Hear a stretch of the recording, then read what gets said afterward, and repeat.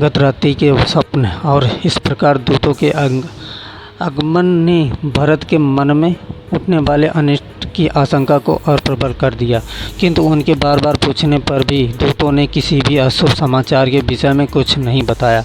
भरत तथा शत्रुघ्न ने शीघ्रतापूर्वक महाराज कैकेयी से विदा लिया और दूतों के साथ अयोध्या की ओर प्रस्थान किया। अनेक नदियों तथा दुर्गम घाटियों को पार करके भरत अयोध्या की सीमा में प्रविष्ट हुए। वहां का दृश्य देखकर वे बोले, हे दूत, अयोध्या की ये वाटिकाएं जनशून्य क्यों हैं? नगर में प्रतिदिन होने वाले प्रजाजनों का तुमुल नाद क्यों सुनाई नहीं दे रहा है? ऐसा क्यों प्रतीत हो रहा है जैसे आज अयोध्या श्रीहीन हो गई हो? क्या यहाँ कोई किसी प्रकार की अवांछनीय घटना घटित हुई है?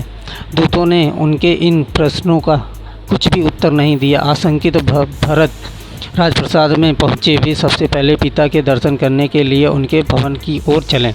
उन्हें वहां ना पाकर वे अपनी माता कैकेयी के कक्ष में पहुँचे। उन्हें देखकर मुस्कुराती हुई कैकेयी स्वर्ण के आसन से उठी। भरत ने माता का चरण स्पर्श किया। कैकेयी ने उन्हें हृदय से लगाकर आशीर्वाद दिया और अपनी माता और पिता के कुशल समाचार पूछा। कैकेयी की कुशलता के विषय में जान लेने के पश्चात वह बोली, वत्स, मार्ग में तुम्हें कोई कष्ट तो नहीं हुआ? उसके इस प्रश्न का कुछ भी उत्तर न देकर भरत ने, माता, मैं पिताजी के भवन से आ रहा हूँ, वे वहाँ नहीं थे, मुझे बताइए वे कहाँ गए हैं? तटस्थ भाव से कैकेयी ने कहा, हे पुत्र, तुम्हारे पिताजी स्वर्ग सिधार गए। कैकेयी के मुख से इन शब्दों को सुनते ही भरत के हृदय को मर्मांतक आघात लगा। वे बिलख बिलख कर रोने लगे। फिर वे बोले, अचानक यह कैसे हो गया? हाय, मैं कितना अभागा हूँ कि अंतिम समय में उनके दर्शन भी ना कर सका।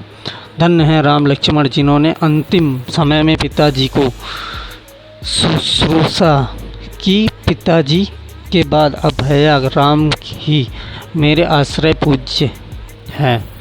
वे कहाँ हैं माता? क्या अंतिम समय में पिताजी ने मुझे याद किया था? मेरे लिए उन्होंने क्या संदेश दिया है? भरत का सांत्वना देती हुई कैकेयी बोली, बस तुम्हारे पिता ने तुम्हारे लिए कुछ भी संदेश नहीं दिया। 5 दिवस और 5 रात्रि तक वे हाँ राम, हाँ लक्ष्मण, हाँ सीता कहकर विलाप करते रहे और विलाप करते करते ही परलोक सिधार गए। यह सुनकर भरत की पीड़ा और बढ़ गई और वे बोले, क्या पिताजी के अंतिम समय में भैया राम भी नहीं थे?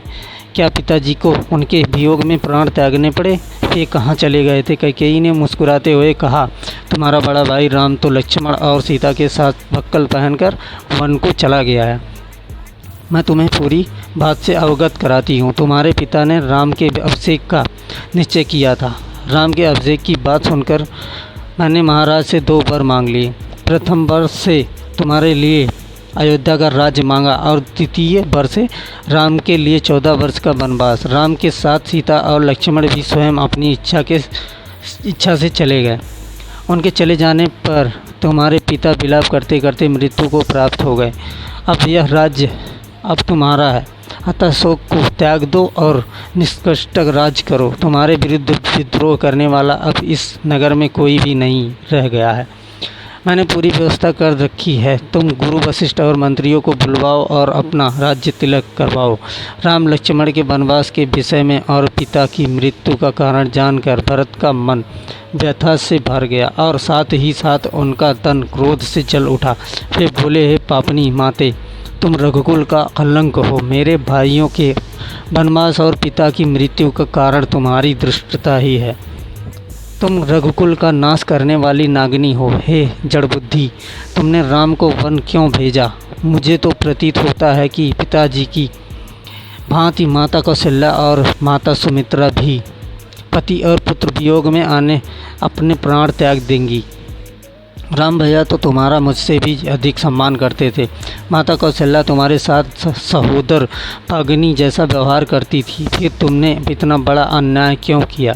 हे पाषाण हृदय माता, जिन भाइयों और भाभी ने कभी दुख नहीं देखा, उन्हें इतना कठोर दंड देकर तुम्हें क्या मिल गया? भैया राम के वियोग में मैं पल भर भी नहीं रह सकता। क्या तुम इतना भी नहीं जानती कि सुदृढ़ों में मैं राम के चरणों की धूलि के बराबर भी नहीं हूँ? तुमने मेरे मस्तक पर बहुत बड़ा कलंक लगा दिया। मैं इसी क्षण तुम्हारा परित्याग कर देता, किंतु तुम्हारे उदर से जन्म लेने के कारण ऐसा भी नहीं कर सकता। अस्तु, मैं यदि तुम्हें नहीं त्याग सकता तो क्या हुआ, अपने प्राण तो त्याग सकता हूँ। मैं विष खा लूँगा या वनों में राम को ढूंढते हुए प्राण दे दूँगा।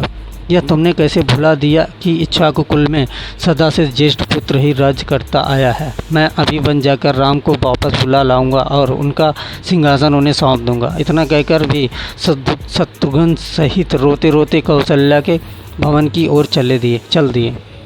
भरत और शत्रुघ्न ने माता कौशल्या का चरण स्पर्श किए, उन्हें आशीर्वाद देकर कौशल्या बोली, वत्स, यह तो अच्छी बात है कि तुम्हें राज्य प्राप्त हो गया, किंतु निर्दोष राम को वनवास देकर तुम्हारी माता को क्या मिला। मैंने निश्चय किया है कि तुम्हारे सिंहासन संभालने के पश्चात मैं भी वन चली जाऊंगी। उनके इन शब्दों को सुनकर भरत ने रोते हुए कहा, हे माता, आप मुझे क्यों दोष देती हैं? जो कुछ भी हुआ वह मेरे अनुपस्थिति में हुआ है।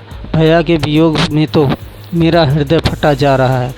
उनके बिना अयोध्या का तो क्या, यदि सर्वलोक का राज्य भी कोई मुझे दे तो मैं नहीं लूँगा। राम के वन गमन में यदि मेरी लेस मात्र भी सहमति हो तो मुझे रहुआ नर्क मिले, इसी समय भूमि फट जाए और मैं उसमें समा जाऊं। यदि इस दुष्ट कार्य में मेरी सहमति हो तो मुझे वह दंड मिले जो घृणित पाप करने वाले पापी को मिलती है। यह कहकर रोते हुए भरत मूर्छित होकर कौशल्या के चरणों में गिर पड़े। जब भी कुछ चैतन्य हुए तो कौशल्या बोली, बेटा, इस प्रकार की बातें करके तुम मुझे क्यों दुखी करते हो? क्या मैं तुम्हें और तुम्हारे हृदय को नहीं पहचानती? और फिर भरत को नाना प्रकार से सांत्वना देने लगी।